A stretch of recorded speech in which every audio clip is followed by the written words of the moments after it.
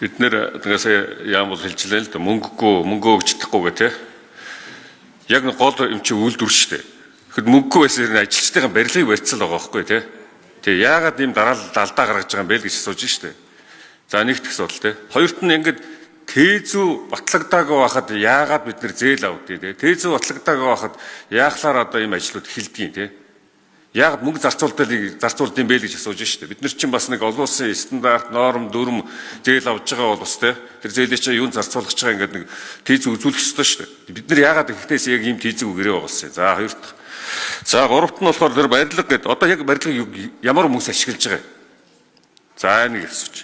За тийзүү батлагдсан байх гэж ярьж. 21 оны 6 сард зэвсдүүчний ангиуд гарцсан байсан юм.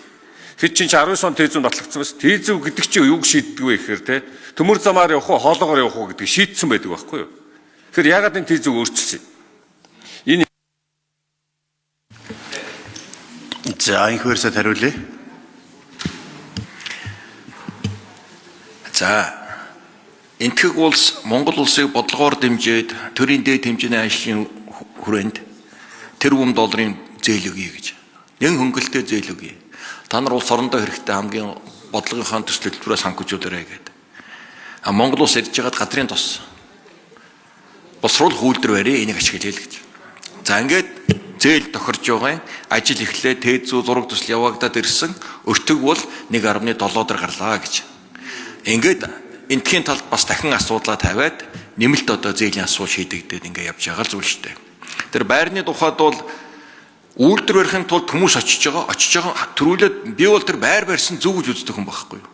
Байр барьжээж тэр байранд хүн очиж тухтай тэр хүйтэн сэрүүн бүст очижээж тэр хаврын хавсан дотор тухтай орон сууцанд амьдрчээж ажиллаа явуулах нь дээр болов. Одоо тэр байр бүрэн ашиглалттай одоо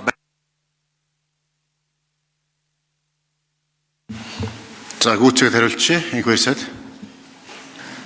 тэр байр одоо тэр ажиллаж байгаа инженер техник ажил бүгд байрлал ажиллаа хийж байна. Хоёрдугаарт бүтээгдэхүүн газрын тос нийлүүлж яах вэ гэж.